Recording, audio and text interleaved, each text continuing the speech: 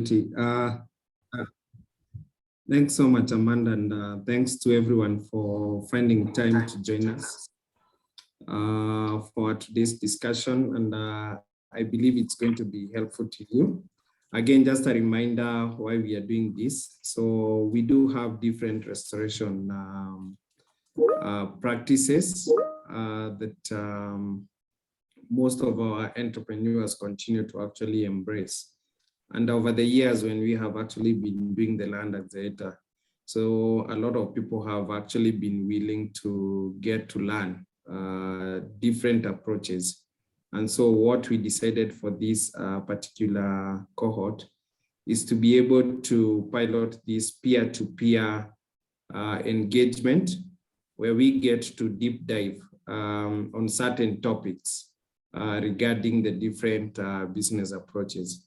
And why we are doing this is to be able to help you to be able to scale this business model. And in this case, if you are practicing it, for example, if you're doing tree nurseries, you may get some insights from those who are actually practicing it.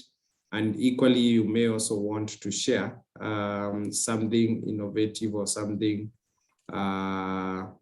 interesting or something new that you may want them to learn. So that's why we started this, and we will continue to deep dive even more on different topics. The other reason is that we also want you to also see different business models that perhaps you may want to incorporate in your business to be able to scale. So you might find there are other related business models that you could adopt and be able to see that you're even creating more impact to your community. So that's why we are doing this every Thursday. And thanks so much to our panelists today. We were expecting 2 more others. We're expecting somebody else. Anan from Africor in Sudan as well. Yes. George just joined us, so perfect. George has joined us. Yeah, so George is our colleague at WRI. And beside that, he's a forester by profession. I'm just with George a few minutes ago where we were visiting a tree nursery. What a coincidence. So we were visiting a tree nursery around Kijabe. So Nelson, we were around your area, but yeah, so George will be taking us through the science of tree nurseries. And thereafter, we should be able to get to hear from the entrepreneurs themselves what is working. Otherwise, thank you so much. And let's make it lively by using the chat as well to engage. Back to you, Amanda. Well, I think you mentioned that George might be sharing a little bit of an introduction with us. So George, would you like to introduce yourself to the group? And we'll be putting you on spotlight there. Thank you very much, Amanda. And thank you. Hello, can you hear me? Yep, we hear you great. Sorry, I'm just trying to settle in. We just arrived. We're from a field trip with Samuel.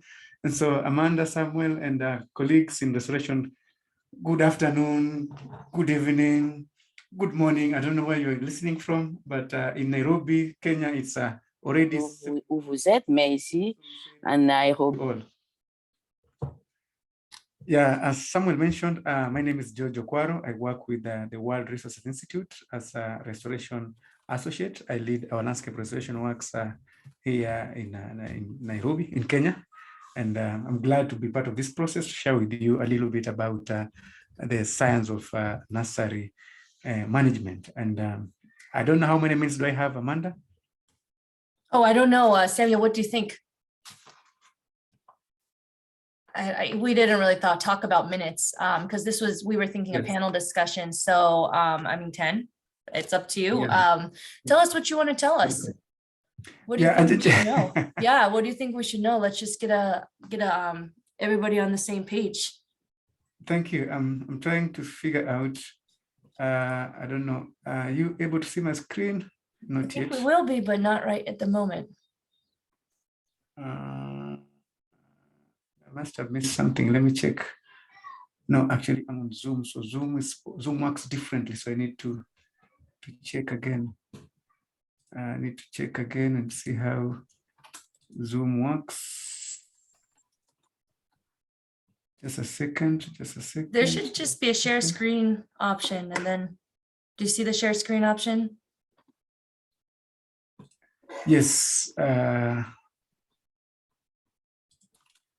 me see, share screen option. Okay. Share. Are we there? So I need maybe to go to presentation mode.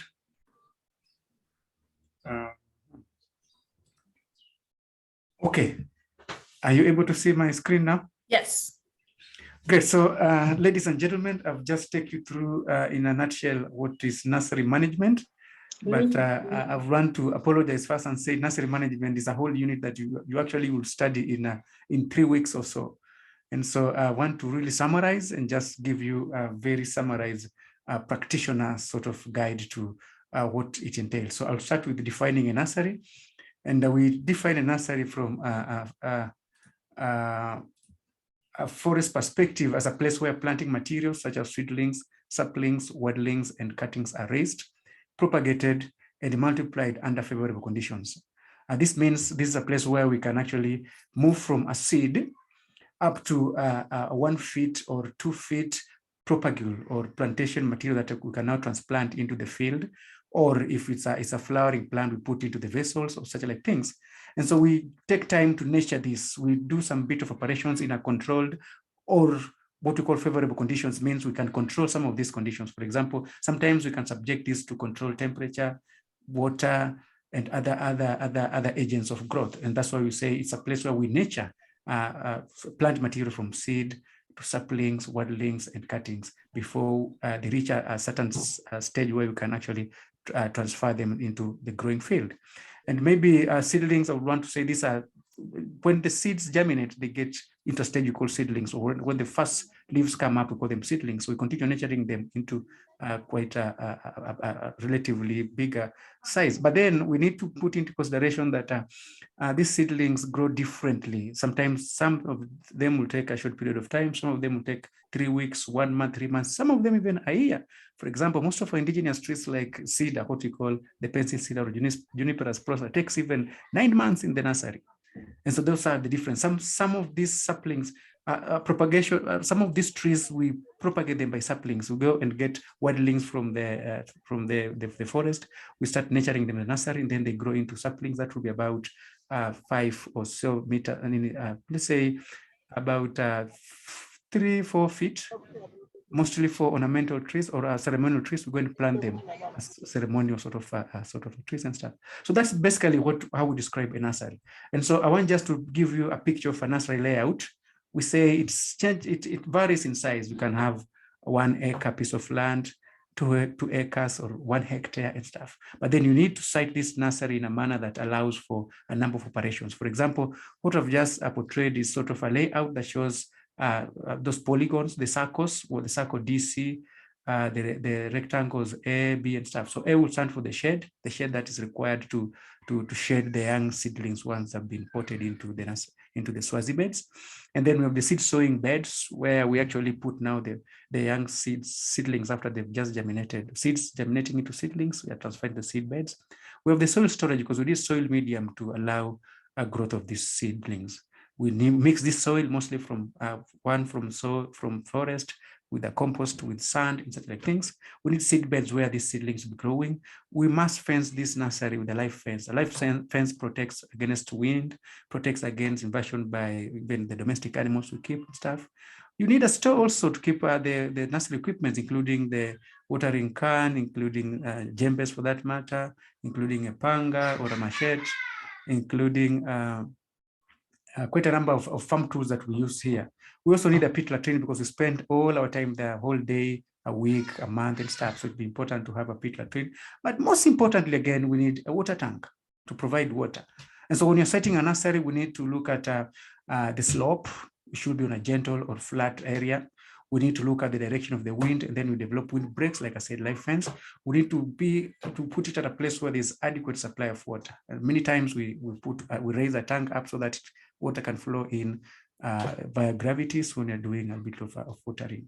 And so we also need to locate this nursery where it's easily accessible by road, because most of the seedlings we produce won't transport them automobiles to where we want to plant them. We need to locate them areas where we are sure of our security, because if we don't do that, then these seedlings will be stolen. So those are some of the factors that we consider when you are siting a nursery. So this nursery layout, I've talked about how we site it. I've talked about a few of the things that we need to have in this nursery.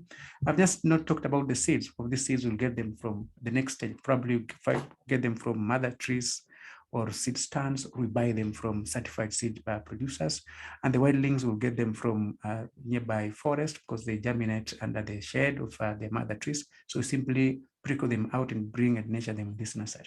So quickly, I want to go to the operations in a nursery, because management is about how do you do your day-to-day activities to ensure that you transition from a seed into a seedling that is worth of planting into the field. So there are a few things I've talked about: the siting.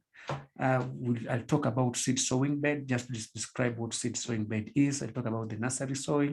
I'll talk about the potting. I'll talk about pricking out of seedlings. I'll talk about shading, why we need shading. I'll talk about a bit of tending of the seedling, and then watering, and then weeding, root pruning, record keeping, and the diseases that we always run into and face when we are managing our nurseries.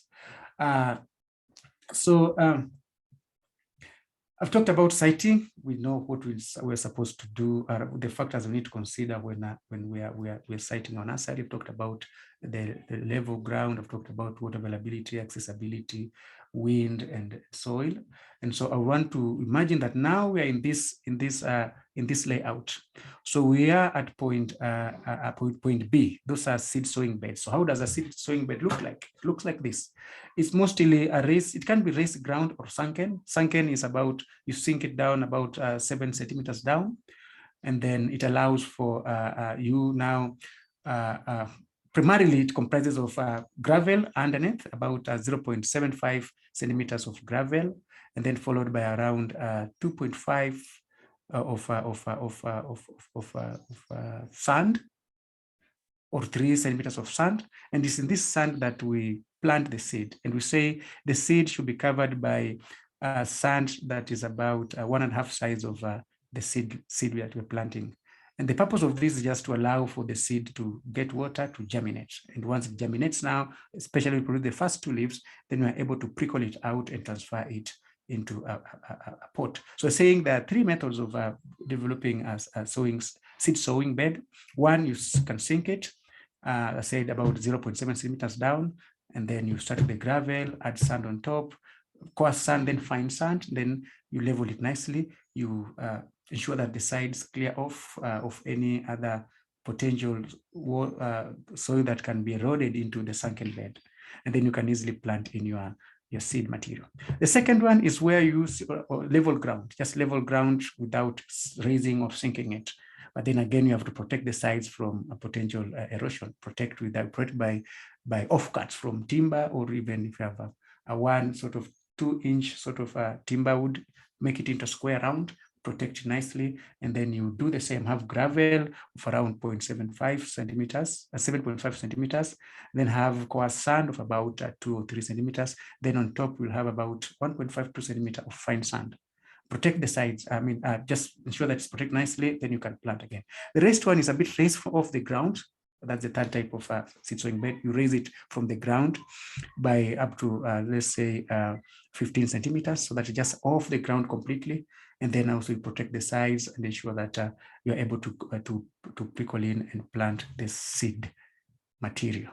And then once we've planted, they've germinated, there are 2 leaves out, we'll do what we call prickling out. Prickling out simply means you remove them from that seed bed. This bed here, seed sowing bed, you remove them via this method. This is how you do, you pull it out.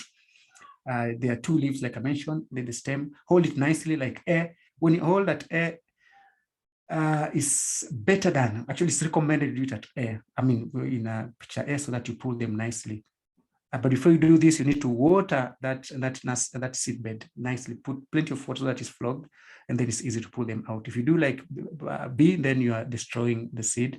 You will literally get into trouble of messing up with the seeds. So that's how you pull them out, what you call prickling out, and then you transfer them into this seedling bed or swazi bed. It's normally 1 meter long, 1 meter wide, and 10 meters or even 20 or 50 meters length if you want. But the idea is the length can vary, but the width must always be 1 meter to allow you to lean and make operations into the Swazi bed. Operations will include probably you are uprooting weeds, or you are removing insects, or you are spraying, or you are sprinkling water and stuff. And so 1 meter is a distance, a standard distance that allows you to do some operations within that. So this seedling bed is used in two different occasions. One, you can use it to do direct seeding of seeds that are slightly bigger, like the corn. You can directly plant here, they'll germinate and grow. Or now you can transfer here the prickled seedlings at a distance of say 15 centimeters, not 15, about 7 centimeters or 5 centimeters from each other, depending on the growth pattern or the physiology of that seedling. But most importantly, what we like doing in practice, we like using this Swazi bed to put in the potted seeds now, potted seedlings rather, the potted seedlings. I'll talk about potting slightly down. So this is the Swazi bed or seedling bed. This one here is a seed sowing bed. So here we do seeds, but here we do the seedling. It has now germinated. We've transferred it into a pot and then we put it in here. So potting now, this is a process where we now use the potting bags. These are polythene bags that they are cylindrical in shape.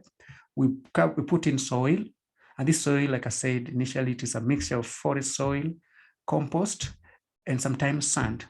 You need to get a mixture that allows for good drainage, and also that contains nutrients that will support the growth of the young seedling that has just germinated from the seed bed. Then you transferred here.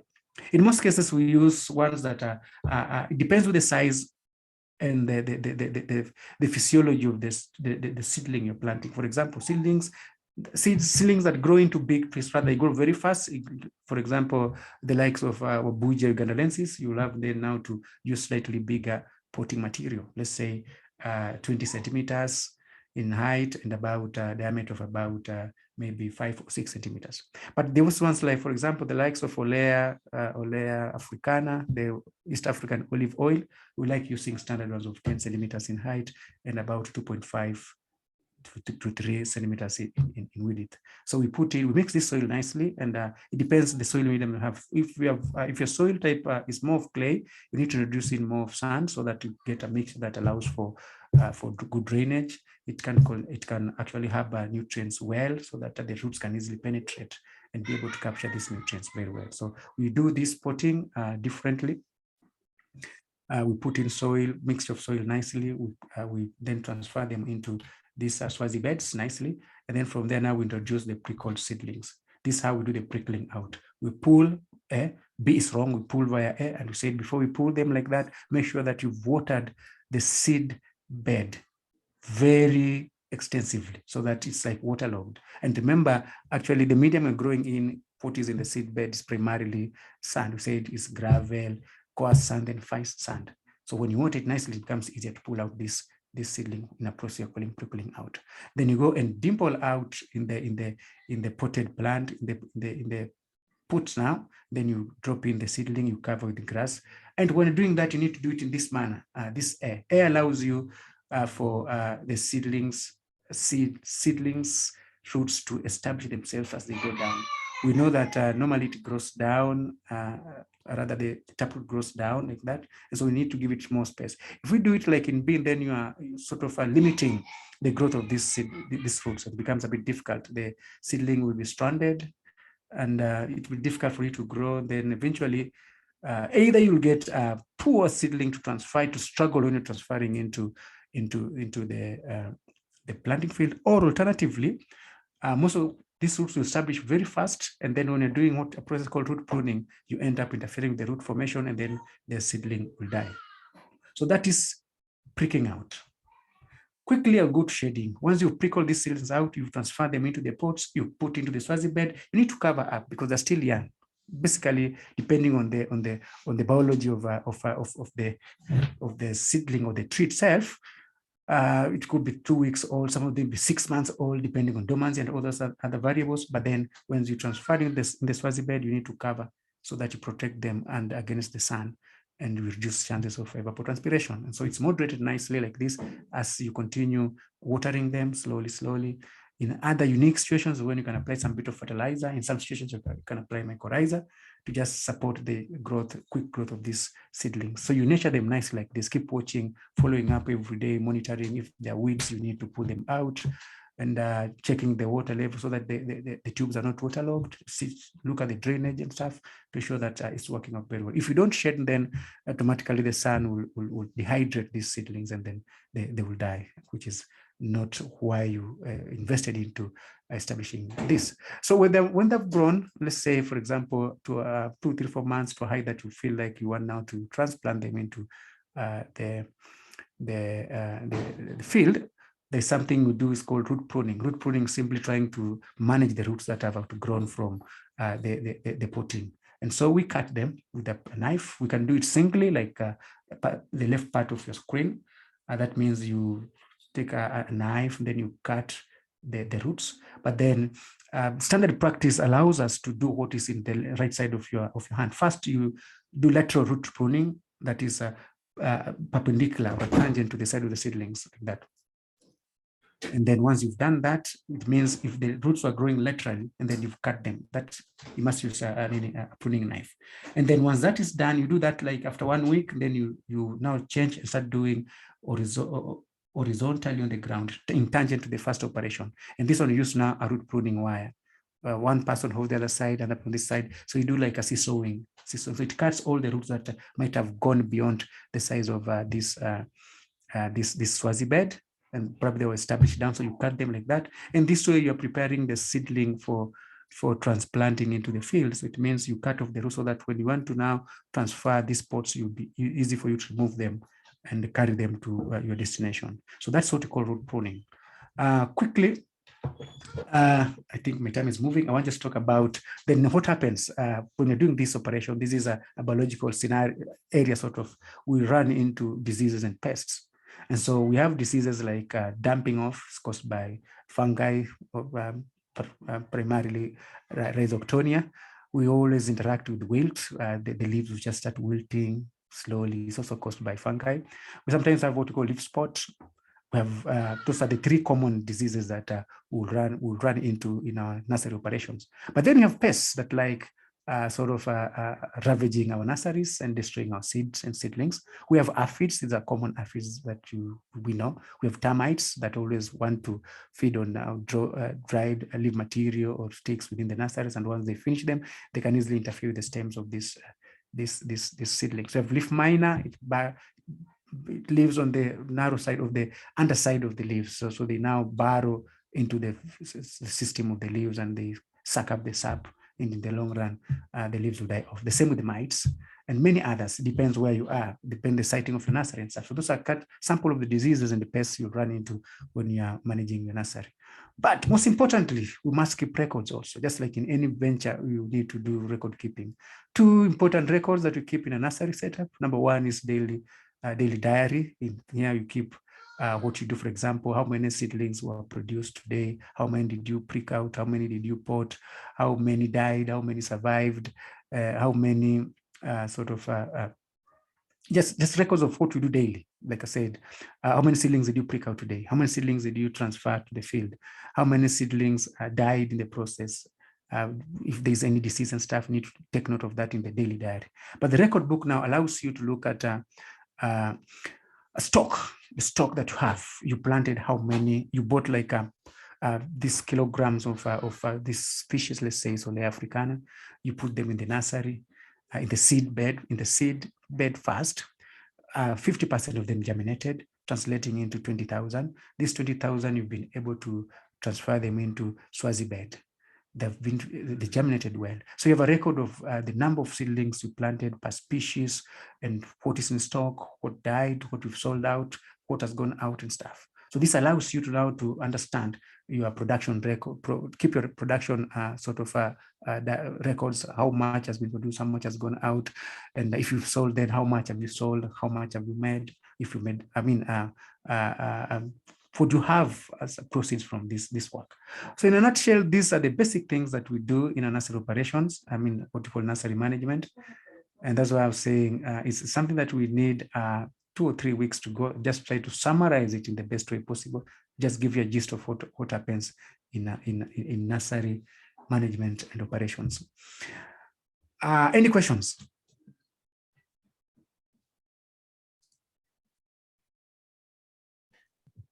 You know, there actually are a lot of questions I see here, and maybe we can go through some of them really quickly. I can just read a few of them out, and then we can maybe hear from some of the panelists, maybe first on how, what kind of things from your presentation, you know, might have stood out to them as useful. Yeah, I think this was a really great presentation that can get everybody excited and, you know, coming around the nursery ideas. So I saw one question, which was, well, I'm going to do 3 in a row, and then we can go back to, you know, if you forget any of them. One of them was, can you tell us a little bit more about the wilding process? Second question I saw is, can you tell us a little about the differences between a seed bed and a seedling bed? For instance, understand that a seed bed is for like sowing seeds directly. Seedlings is once the seedlings are healthy, move them somewhere else. But what else is different about the seed bed? The size, the type of the soil. And then someone was asking, what is the best time to pick out?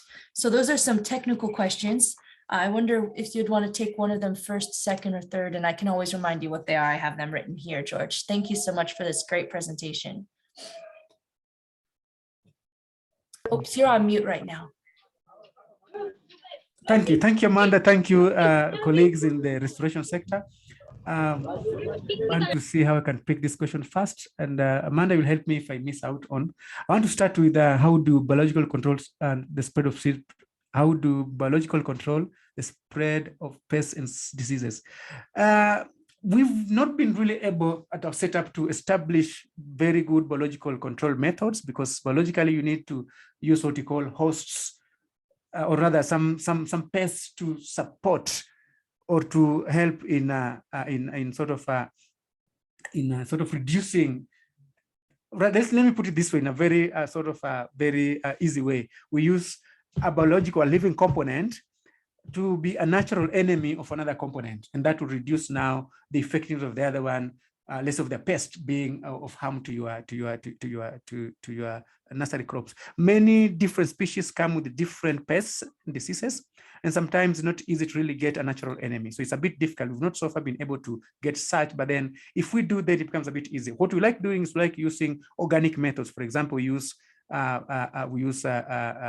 ash. We use spray ash on aphids, and then they die. We sometimes use pepper solution, like I don't know, hot pepper. We sort of grind the leaves of hot pepper or the pepper itself, and then we add water, and then we sprinkle. Some of those insects will disappear, and so that at least works. I've seen that. I've done that myself. But then we've not had a stronger biological control because of the variety and diversity of the seedlings we produce. So it becomes a bit difficult. Next, I think, let me see. What's the recommended hardening off period for seedlings before actual field planting? Then again, this is species specific. Some species will harden very quickly. Like, for example, species of like Croton megalocarpus, which I know many of you are familiar with. You can harden it off for 3 days and stuff, and it's ready for planting, depending on the size. But most cases, we prefer transferring these seedlings to field when they're about 1 feet or 1.5 feet tall. This way now it's easier to harden off for 3 or 4 days. But when you are sort of want to plant as a monocot tree that is probably 3 feet or 4 feet tall, then you need to harden it off, do root pruning early, then wean it off for some time, maybe a week or 2, then you're able to transfer it to the field. But normally when you're handling seedlings of about 1 and 1.5 feet, then 3 to 4 days are always good. And then when you harden off, you also try to water off and stuff like that, and then you're able now to put it. But then you can make physical observations. Look at you look at how can I put it?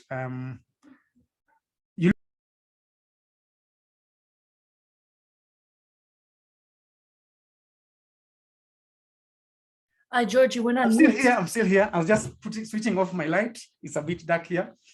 Yeah, so I was saying you look at the make physical observation of the seedling itself. It behaves like it's withering, then you don't transfer it. You still continue watering it out and keep it under shade for some time.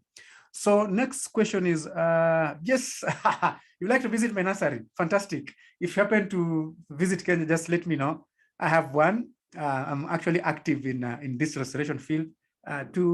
A week ago, I planted 2,000 seedlings. That's what was ready for planting. So don't worry. If you show up, we can actually share more about that. This French, does leaf wilting have treatment? Yes, it has treatment. How can I put it? It has a treatment. It has treatment. We have antifungal, how we call it? Antifungal sort of material, for example, it's called trizophos, I think, trizophos. We have dimethoate solution that you can use to treat. So it's easy. It's just like many other antifungal things. You can easily treat it. Fungal diseases, you can easily treat it. It's not very difficult. So I've given an example. You can use dimethoate. You can use neem oil also if it's available. But if it's not, then you can use what you call trizophos. These are just antifungal sort of mixtures you'll make, and then you sprinkle out to neem. So what companies in Kenya provide biodegradable potting material?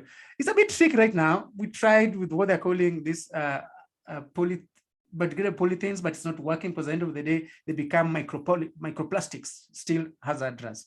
I know sometimes in Uganda, they try to produce some of these potting papers made from banana fibers, but then it's not very sustainable because it's costly. It's also borders narrowly food security because these bananas are plantains are stable food in Uganda. So when you go mass production, then you easily run into trouble of getting supplies for that.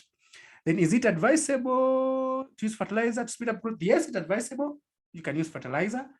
Works very well depending on your end product. So no challenge, no problem about that. Chemicals, organics, yes. Like I said, organics do kill termites. We've had that, especially the mites, not the mites. But sometimes if the level of severity is high, then you can be forced to use industrially produced chemicals. That works. I said you can also use what we call ash, sprinkle ash. That's a traditional method, then they disappear. Do the pepper soup, it disappears. Recently, I tried using a detergent called Omo, but be very careful because otherwise it will drain water from the seedling. So these ones that are outside, slightly on the ground, slightly off the surface or the size of the seedling, you can apply a detergent solution, then it works out very well. But I said caution, be very careful because it's concentrated. It can easily interfere with the physiology of the seedling you're trying to protect. How do you water seedlings after grafting? We don't graft. Okay, fine. Grafting will be, we'll use a slightly, a scion should be bigger, rather it's a bit mostly from a mature plant, and then the receiving sort of plant material will be a bit younger. We still water because you have to pot them. When you're using cutting, just like we do with cuttings, you put into a soil media, then you keep watering, but ensure that it's not waterlogged. And look at your soil medium. The soil medium should not be of the type that floods. No more clay. It should be a good balance between loam, clay, loam, sand, and manure. Very important that. My question is, prune seedlings in case it comes out of the branches. Yes, again, it goes the biology of the seedling that we are raising. If the seedling has the tendency of branching, then you need to manage these branches, because if you don't manage these branches, then most of what we'll call literally as food that will support the growth of this seedling, when it's distributed into many branches, to grow faster. So it's important to do to prune. It's important to prune if the nature of the seed allows for, rather it's a branching sort of setup. Amanda, you want to say something? So George, yes, I think that these questions are great. I think maybe if people continue to have questions, I would keep putting them in the chat box. We want to, because that's something that we can answer, and we can post the questions and the responses onto Mighty Network. But I was thinking maybe we should switch at this point to talk to some of our other members who have businesses at this time. So we've gotten, a lot of the big topics that people really have burning on their minds out there.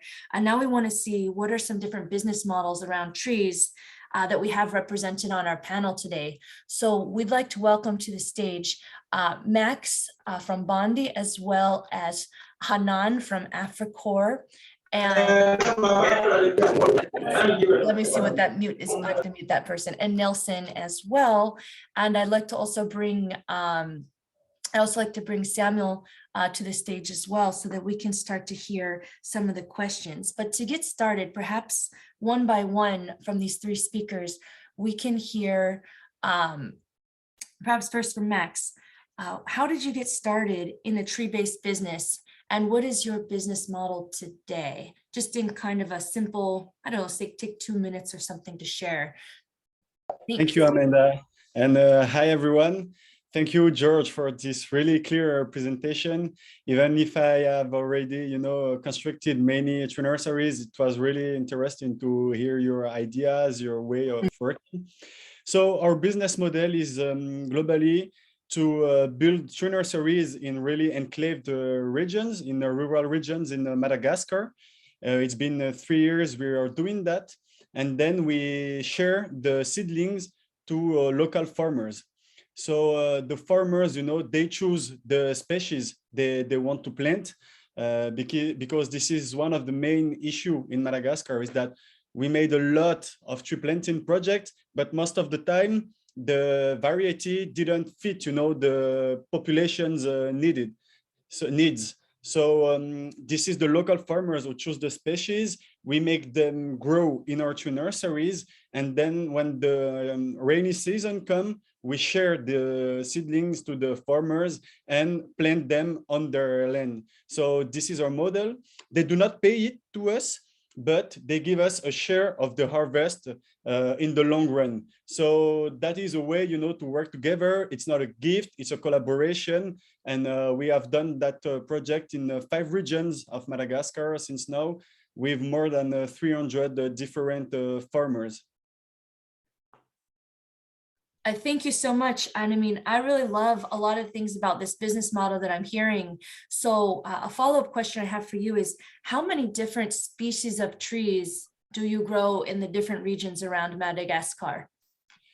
So, the key in this kind of project, when you make agroforestry, is how you gather the different species together. So you have to plant, for instance, a tree that needs a lot of potassium near trees that reject potassium, or, it's kind of an ecosystem you have to build.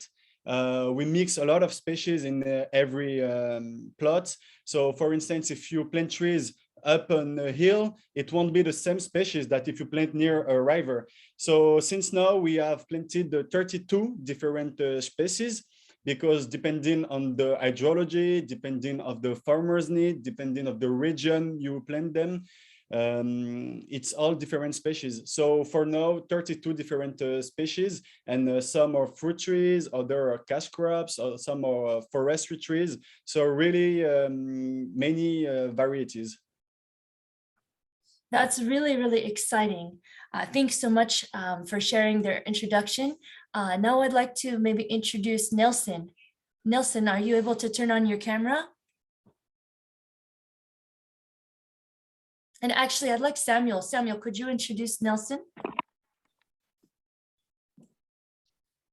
Yes, thanks. Thanks so much, Amanda. Yeah, so Nelson is one of the Land Axiata cohort member for this class, coming from Kenya and working in the Kijabe landscape, where George and myself have been visiting today, but not his project.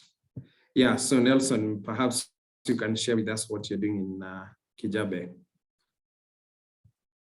So thank you so much, Samuel, for the introduction, and good evening, everyone. Good morning. So from wherever all of us are coming from, as you have heard, I'm Nelson Moiro, working with Kijabe Environment Volunteers, KENVO, and this is a community-based organization that is dealing with forest restoration within the Kijabe landscape. And Kijabe landscape is within the Kikuyu escarpment, which forms part of one of the great water towers in Kenya. So for us, as a community-based organization, we started off as a very small group based within the small village that we come from. And the idea from, or why we started the group or why we came into the tree growing business.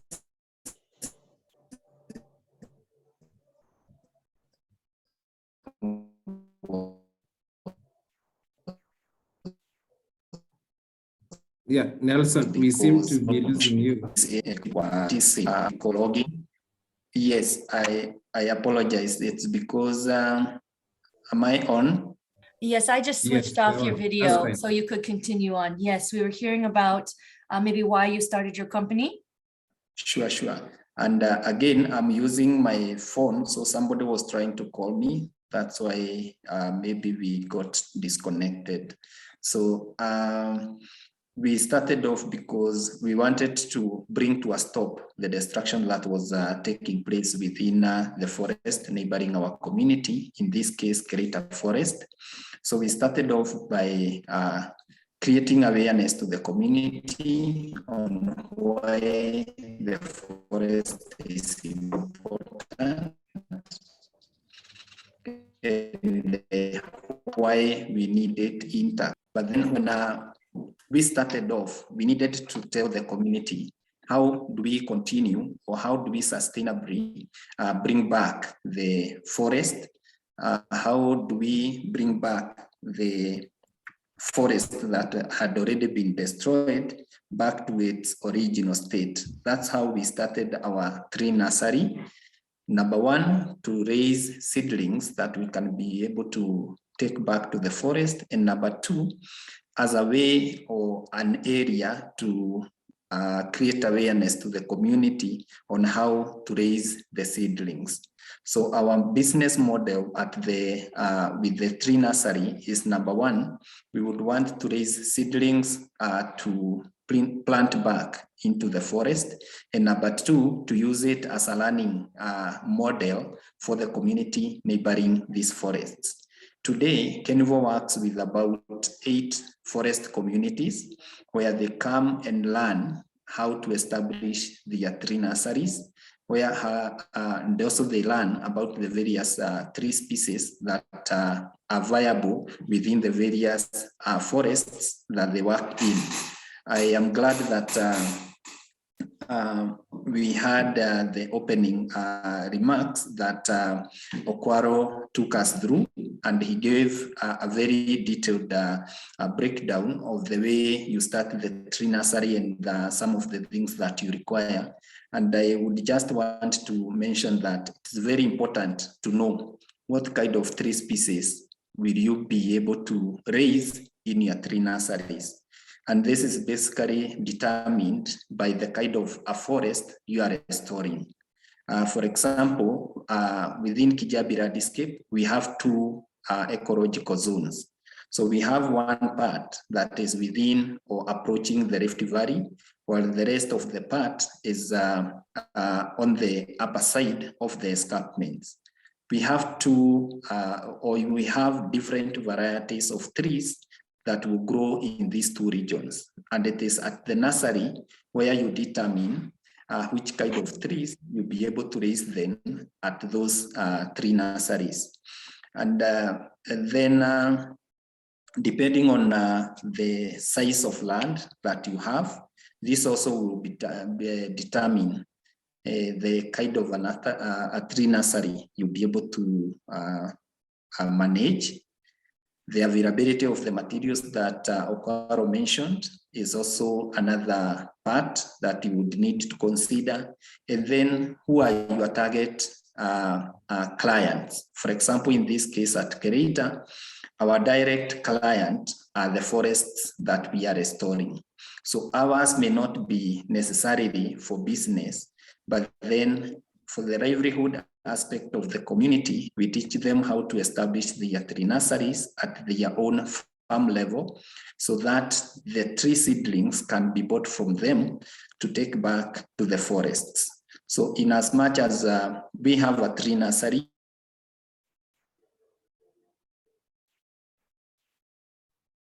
Okay, Nelson, I think that we've got a really great introduction. we can't say it's we have at least 100. Sorry.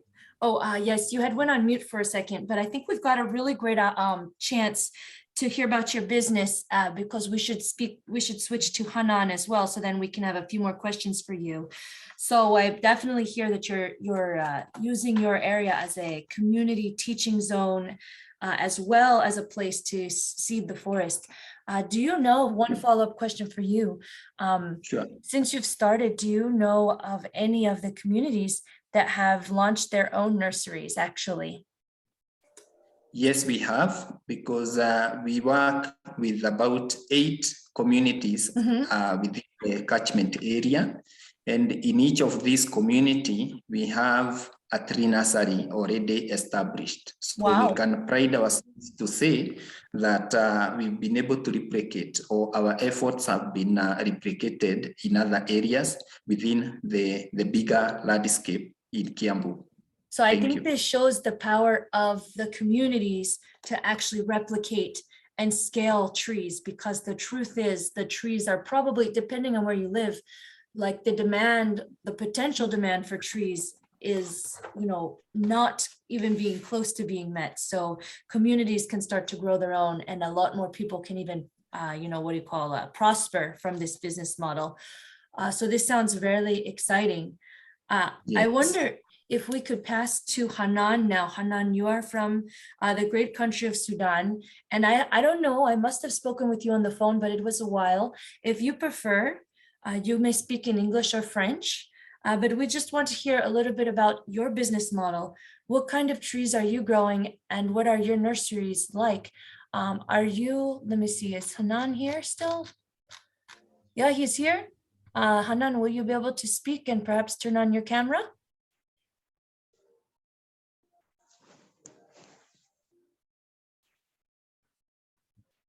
Let's see if this is happening. If it doesn't happen, we go back to questions for other people. But Hanan, are you there?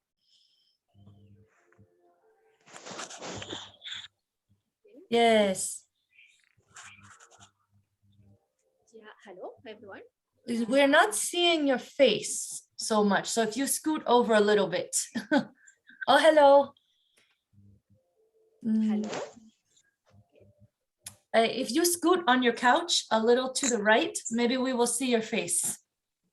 Or you can twist your camera towards you. Up. How about the other way? Left. How about left? Towards the pillow. A little more. All right, this is good enough. Nice to see you. Yeah, nice to see you. So Hanan, can you tell us a little bit about Africor and how it uses trees in its business model as well? Yeah, hello everyone. Yeah, and thank you very much for this opportunity. Hanan from Sudan. I might suggest if you can get a little closer to the microphone. It's coming through quiet.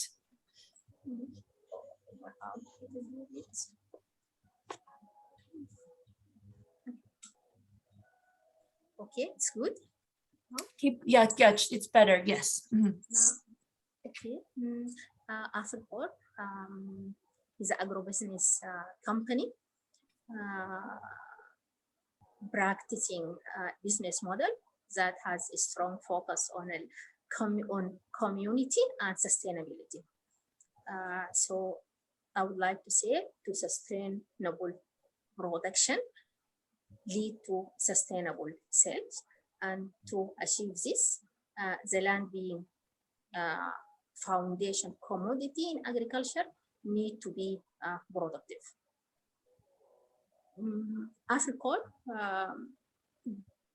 products come from small farmers in rainfed area in Sudan, and these farmers practice in crop rotation, known locally bush fallow cultivation system, and this is to restore the fertility of the soils. If I can tell you about the bush fallow rotation, the farmers cultivate a piece of land for 3 to 4 years, and then left the land fallow for 3 to 5 years to restore the fertilizers and start cultivating the piece of land again.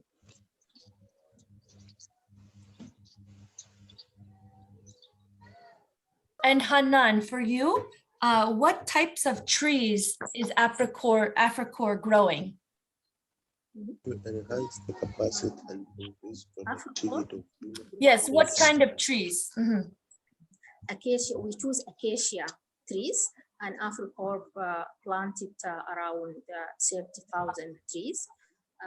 90% is gum trees or acacia trees, and the rest fruit trees such as mango, citrus, and guava to add some vitamin to the farmers' meals, in addition to other shades and shelter trees. Wow, that's really amazing. So even as your main money earner is acacia, you are thinking of diversity for the nutrition and the other environmental needs of the farmers. That's really fantastic. So I wonder, Samuel, if you'd like to lead a second round of questions, and we might ask if people can stay on for 5 minutes longer if they're interested in discussing more about nurseries. Absolutely. Thanks. And thanks so much to the panelists. My question is geared towards the challenges that they face, even as they establish these nurseries, as they work with farmers. Perhaps they could point out to us a few of the challenges that they face. And maybe we could start with Max. Yes. Do you hear me well? Yes, we can hear you very well. Yeah, so the question was about the challenges, right? Yes. Yeah, the main challenges we are facing when you're doing tree nurseries, I think the biggest one is finding the right places, you know, because there is a lot of factors you have to consider while building a tree nursery. For instance, what is your water source? You know, there is a lot of places in Madagascar where it's not raining at all for most of the year. So this is a big challenge. Also, the man work, you know, the end first. You have to train people in the local region because you want local people to benefit from the project. So you have to train them and, for instance, teach them all the techniques that George have just shown us. And the last challenge we face when you have a tree nursery is the security of the place, because it's one central place where you put all your resources for the planting season. So if you have a fire problem, stalled seedling problem, or you know, physical problem on your tree nursery, it can really have bad consequences on your whole business. So you have to protect it like a factory. We often say to our teams that a tree nursery is like a factory. You have to manage it and to protect it like you would manage an industrial factory, you know, in a really professional way in all the terms. So this is the three main challenges we have faced while managing tree nurseries. And once again, that was security, water, and like location. Yeah, the location for the water, you know, and also the trainings, the human resources who are going to work there. Thank you so much for sharing that. Yeah, thanks. Thanks so much, Matt. Maybe Nelson, I'm looking at you in terms of the challenge. Today, when I visited the tree nursery, they did point out one of the challenges that they continue to face is the aspect of seed viability, because they do send the farmers to the forest to be able to collect seeds. Is this a challenge that you continue to face? And how do you overcome that? Thank you, Samuel. Yes, I agree. This is a challenge that cuts across, and especially at the nursery level. And we all seem to be getting our seeds from the same supplier. This is Carefree, Kenya Institute of Forestry Research.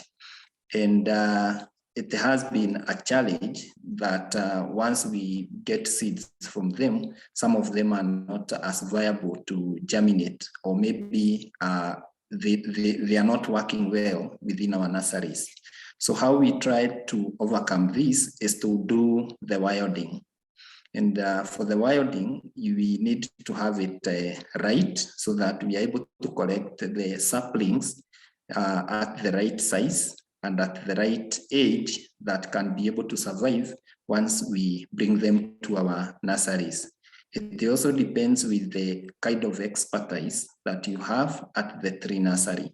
You realize that it is quite a technical business to raise trees. And therefore, if you don't have somebody who is very experienced in managing these young saplings, then you continue experiencing that challenge in terms of how many you can be able to raise and how many you can be able to make survive. So those are some of the things that we experience. And wilding is one of our main escape routes for the seeds that are not germinating. Thank you.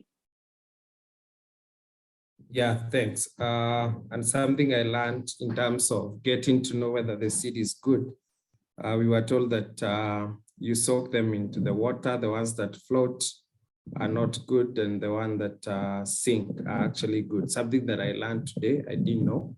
But I'm looking at you, Hanan, and I'm just wondering, are there opportunities that you see when it comes to tree planting? The fact that now you're doing tree planting and especially focusing on acacia.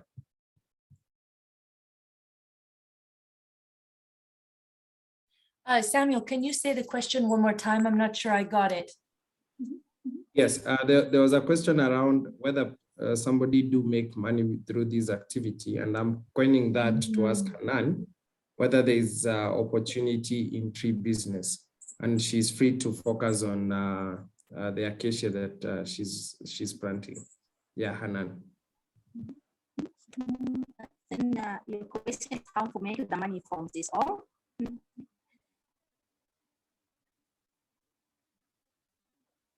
Hello? Yes, Hanan, we can hear you. Yes, just want to reinforce the idea.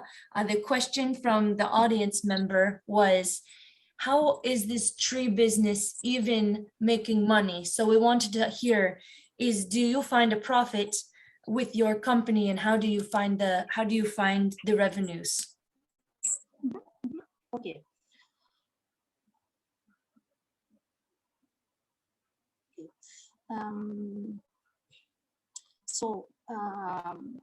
As I say, we distribute hashab seedlings, and hashab being a legume has nitrogen fixing in the soil, and thereby helping to regenerate soil fertility and stabilize dune and minimize wind erosion and so on. And this can help improving soil fertility, and then farmers benefit from that by increasing soil fertility and not spend any money for the fertility, and provide income for the farmers that tapping the hashab gum and increasing the productivity of food and other crop for the farmers. For AfriCorp is diversing its investment portfolio, keeping selling the products and gaining more trust from the farmers. So here, AfriCorp securing selling the products because now land is productive, and then the farmers trust in the AfriCorp. They sell more products. So, and from the beginning, I told that this model based on to sustain the sale by sustaining the productivity from the crop that AfriCorp export to the worldwide.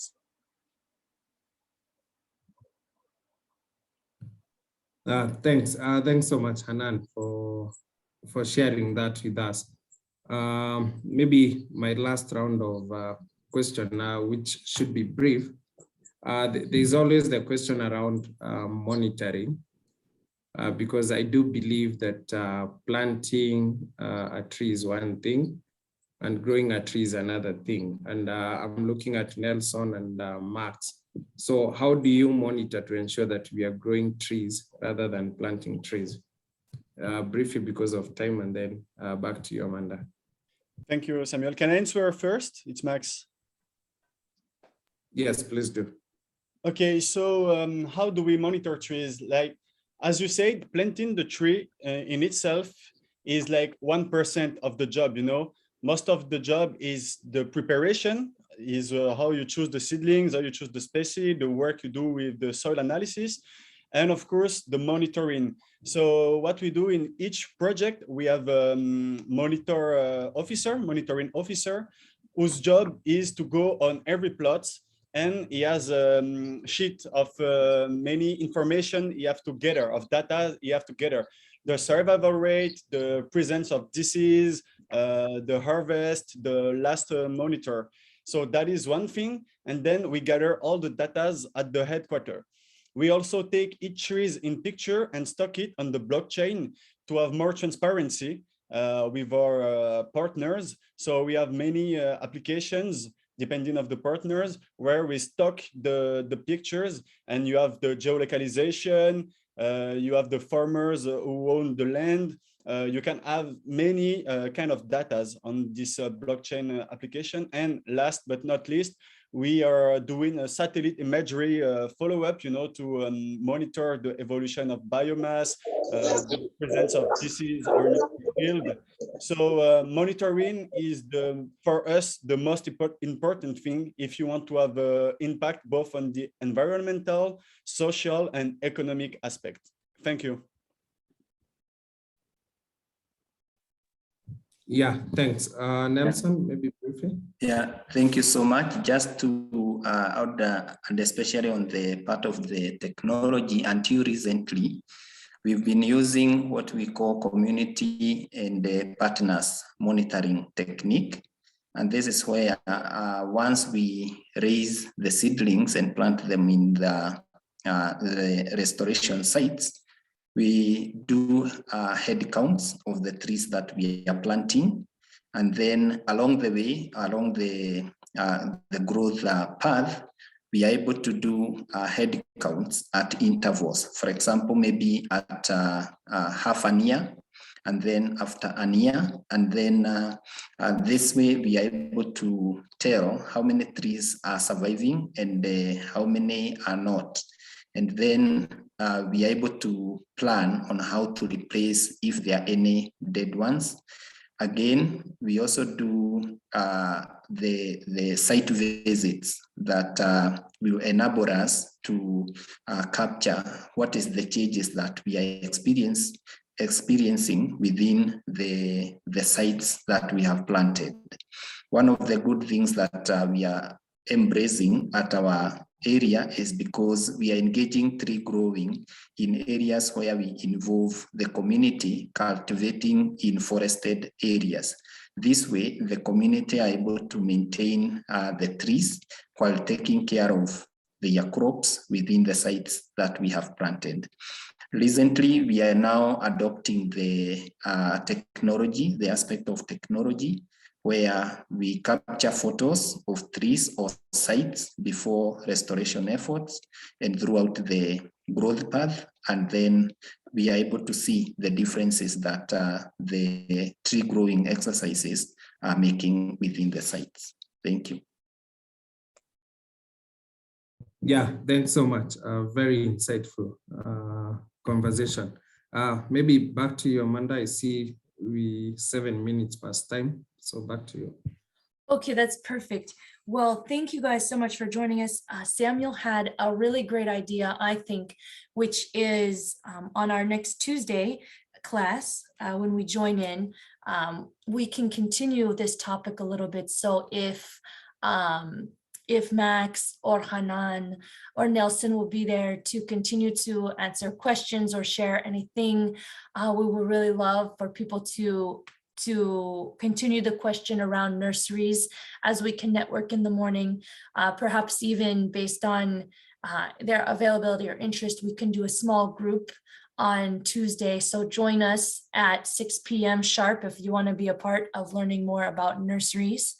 And next week on Tuesday for our session, we'll actually be learning about impact and communication. So we're going to be taking time to determine why impact is important perhaps to your business model in getting loans, in getting investors, in getting business partners, customers, and then how you can tell that story in the right way to the people you need to tell it to so that they will collaborate with you, whether that means purchasing from you or giving you a loan, a grant. So we really want you to come. We're going to be looking at least 20 examples from successful businesses, and you're going to get that slideshow next time so that you can decide how you can integrate that in your business. So we want to see you for impact next Tuesday, and also to continue our conversation on nurseries. We definitely want to thank all 4 of our panelists for bringing this around, and we're going to get the presentation from George so anyone can download it and use parts of it to help them out, to share with their team members. And if there's any follow-up questions, you can put the questions on Mighty Networks as well. So in a couple of hours, you'll get an email saying that things have been uploaded. So get ready for that. And we're really glad that a lot of folks were interested in trees today. And let's stay in touch. Sound okay then? Yeah, sounds like a plan. Okay, well, we'll see you guys on Tuesday. Until then, check out the Mighty Networks for some comments and for the uploads. Thank you, guys. Bye, everyone. Thank you. Bye. Thank you. Bye. Okay, goodbye. Bye, everybody. Thank you. Bye. Bye. Bye. Bye bye. Bye bye. Thank you. Bye. Bye bye. Bye bye. Thank you. Bye.